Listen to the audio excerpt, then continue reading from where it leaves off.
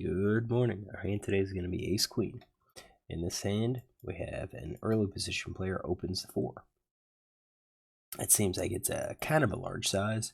We've got 23 hands on him. Kind of difficult to know what kind of range he's playing, but right now out of those 23, he's playing 43-22, so he's probably going to be somewhat loose, maybe a little bit aggressive. He doesn't have a 3-bet though, so kind of tough to really build a range. I'm going to start with like a 12.5% range here. Early position. Maybe he plays position, maybe he doesn't. Is there a possibility that bet sizing is a tell? Well, we don't know much about this player, so it's tough to say. I'd say 4 big blinds isn't really large enough. If he bet like 5 big blinds, I think at that point we start getting into the possibility that he might have something like queens, jacks, 10s, or 9s. I think if you go small, like 2 big blinds, it's starting to look more like something a little bit more speculative, like he's hesitant to raise. But I think we're going to just start here at 12.5 big blinds and go forward. Then comes to me. I got ace queen. I think this is a great 3-betting range here. Raise it up to 12, no problem. See what happens. That raise kind of knocks everyone behind us out, especially these players who are at like 27%, 28% VPIP. Gets us heads up versus this player who seems to be loose. We assume the ace queen is well ahead of his range here, so we should be 3-betting. And I think today I would be 3-betting this ace queen. I didn't, I just called. So based on that call, this could be a 3-better call range. Now, versus this unknown wider range for big blinds, I would think we could probably try to attack a little bit more, just to see what he does, since we only have 23 hands on him. Maybe raise with like ace jack suited, king queen suited, maybe even throw an ace 10 suited, and then possibly like jacks and 10s just to see how he responds. If he comes over the top, we could just fold those hands. If he calls, we're going to be in position, and hopefully get in, hopefully flop big so that, maybe we can get paid off big. But if not, pick up the pot post flop, by aggressive c-bet, or maybe even, doing a delayed c-bet waiting for the turn. For this hand, we're going to assume that we just called with all of these hands, even though we know we have ace queen here. So it folds around, and now we have villain 4, big blind calling. He's playing 21-12. If we look at big blind, it's 28%. Hasn't really 3-bet at all, so he called 2 bets, 28%, and we are looking at something. If we just do, let's say 25%, well, yeah, that's good. You can kind of see what hands kind of get added. That's 27.6. It's probably something like this, maybe 5-3-3-4. Suited aces, suited kings. He hasn't 3-bet from the blind. His 3-bet stats like 1%. I would say probably looking at like he would 3-bet kings and aces, and that's about it. So we see a flop of ace 9-5, ace of hearts, 9 of hearts, and 5 of spades. Right. Yep. All right. So expect villain 4 to check. Got a lot of hands on him. Hasn't donked at all. It's going to be 100% of his range. Villain 7 does donk. He's got a third of the time he's let out into the pre-flop aggressive. That just kind of tells me that he's probably not a very good thinking player. Makes some mistakes here. So on this board, I would expect c-bet to be coming. You raise pre-flop, you flop an ace, be aggressive with it. Now, villain 4 could have an ace. I could have some of the aces. So he bets, and he bets 7.4, so about 2/3 pot or so, not half pot. What do I think he's going to be doing this with? Probably with a sizable percent. His c-bet stat out of position is 50%. I'm going to say he's probably like top pair, maybe 10s, jacks, queens, and kings, although I think generally these types of players tend to size down a little bit more. Maybe not bet as large. I could be wrong. Maybe they bet large and then they just come up, follow it with the check. I think flush draw might. Probably not gut shot or anything like that. So I think we're looking at something hand like this. Top pair is going to be overwhelmingly the hand that he has in his range with that aces. Ace king, ace queen, ace jack, ace 10. You can see we have him going ace jack, 10, 9, and 8 all the way down. And then it's on us. What do we do? If we look at our range, what kind of things could we raise with? Well, I think we can raise with the set. I do think we should probably be raising with top pair here. If we raise and we freeze him out and he just calls, we could probably bet again on the turn. The only concern I have with doing that is the heart, because the idea is we could raise here. If he calls, doesn't look good, probably has an ace at that point, and we could have kicker problems. And then on the turn, if we check, he checks, we could check behind, take a free river card.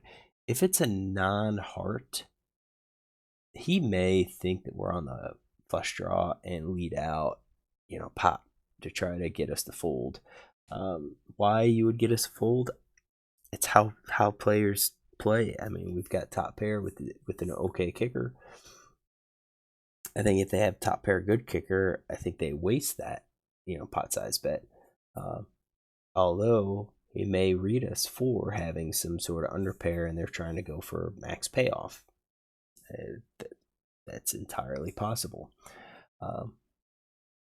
If we bet the turn on a non-heart and then all of a sudden the heart comes on the river, there is a possibility too that instead of checking to us, he may go ahead and fire out a bet to try to represent the heart. I think it's probably a decent play. I mean, he could have king queen, could have king jack of hearts.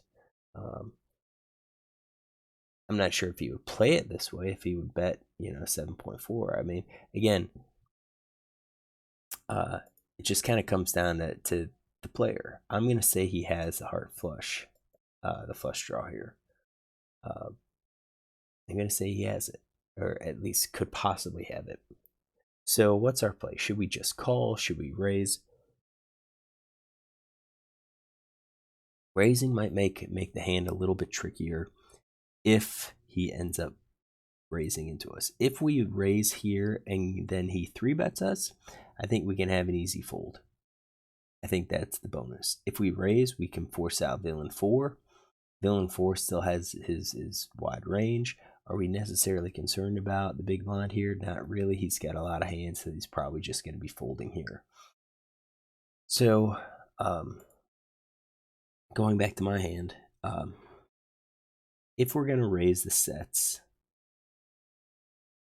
I think we're going to have to raise some other items too. And I think the heart flush looks pretty decent, especially with these Broadway hands.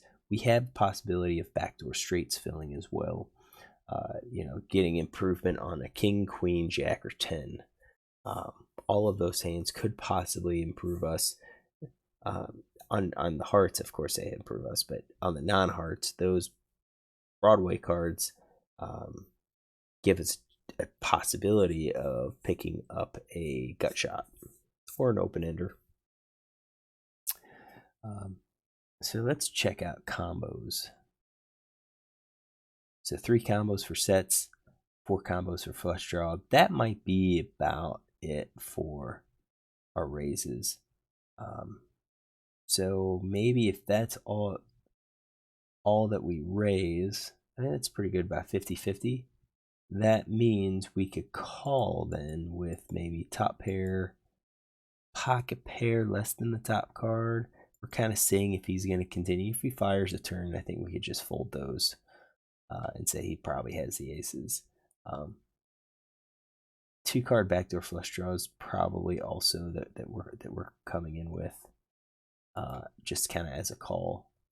So I think a call works okay with it, because I think if we're going to raise this, then we're going, it's either set or the heart draw. We'd like to see the next card with a heart draw, so if we raise it and he 3-bets us, we kind of sacrifice that equity with our heart draw. So maybe with that line of thinking, maybe it is we just go ahead and call with everything that we have. Do some flush draw, 2-card backdoor flush draw, pocket pair less than top card plus. I think maybe that's going to be the play. We would benefit more by seeing the turn card, and since if we raise, we risk getting 3-bet and having to give up our equity, maybe then our play is to call. So I think maybe my call is okay. The hand, though, remember, we start off with just calling pre-flop, and I don't like that. I think we should have 3-bet. All right, so we did just call. Villain 4 folded. No big surprise. He's got a lot of hands that miss here. And we take to the turn, which is an 8 of spades. On this turn card, if villain checks, I think we can say that he's got either the heart draw or an underpair. If he bets, I think he probably has the ace, and especially if he bets a little bit larger size. So here he bets 20.4. I think almost without a doubt he has his ace here. He's got top pair. Is he going to do it with all of his aces? Ooh, that's a good question. That's a good question. Do I think he's going to do this with the underpair? No, I don't think so. I think he would probably size down. Would he do it with a flush draw? Probably not. I think he would be betting a little bit smaller. Sets, 2-pair, top pair. I think that's going to be his range. So that includes ace jack, ace 10. It's on us. We had all of those. Should we be raising now? I kind of feel like since we did not raise on the flop, that we probably continue not raising on the turn. What hands are we targeting? I think we're narrowing his hand down to top pair plus. So I think a raise isn't going to fold out anything, which means that I think we are just going to call. Let's color code this. I think we're calling with our flush draws. I think we're calling with the open-ended straight draws here. The gut shot, I think we probably fold with the gut shots. I'm not sure. I mean, he's betting large. We're not going to have the odds to chase. I think with the open-ended straights, it's going to be kind of a little hidden. If a 7 comes, I think he's going to pay us off. The heart flush, I don't think he's going to necessarily pay us off. I mean, maybe. Depends on what he has. So you go back here. A lot of people have a hard time folding sets in 2 pairs, and they have a hard time folding the top pair, especially if they have like ace king. They just don't like folding. I mean, myself included. At times, I don't fold. And it seems like those are the hands where I lose my stack.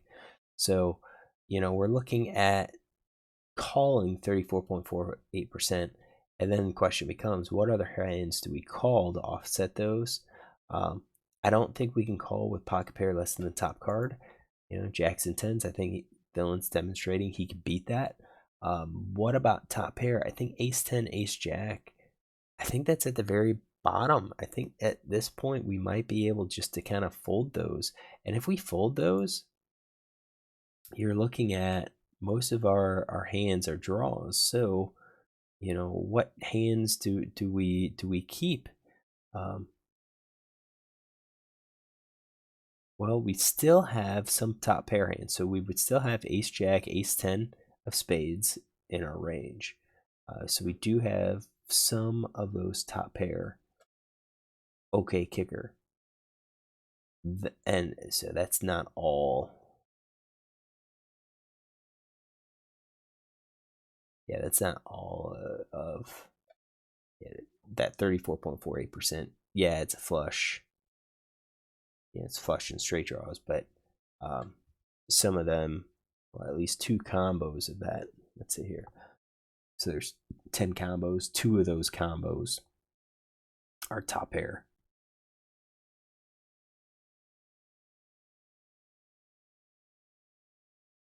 Maybe we get aggressive, but if we raise, what hands do we think he's going to fold?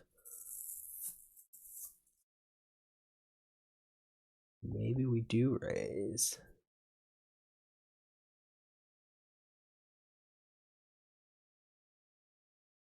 Maybe we raise combo draws.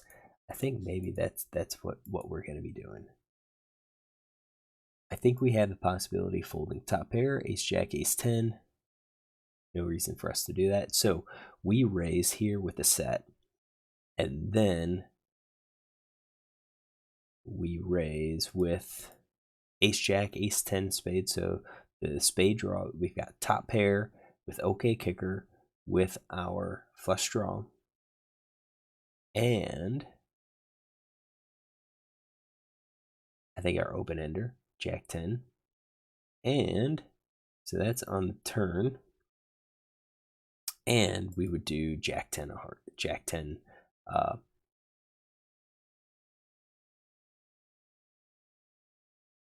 yeah, jack 10 suited for the hearts. I think that's what we're doing. So now you can see that we have 4 combos and 3 combos. I think that is pretty darn solid. That's going to be our raising range. And then our calling range, I think, is...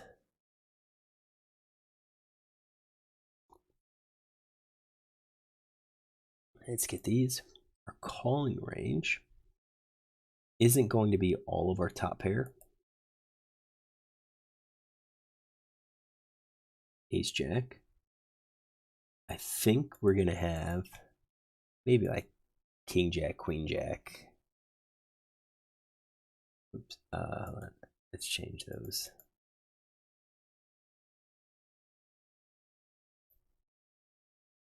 And 10. Yeah, maybe the queen jack. So the gut shot flush with the gut shot. Yeah, maybe not even king, queen, king jack, just the queen jack. We've got some value here. I think those. And it's not all of our top pair either. So just remember, it's not going to be the ace jack of spades or the ace 10 of spades. So what do? I did just call, so let's eliminate these.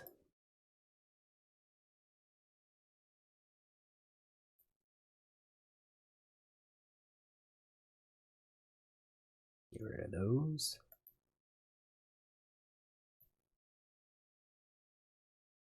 I think this is pretty decent. And hold on. We want to exclude that, that, and that. There we go. That's our calling range. So you can see we've got value with some draws here.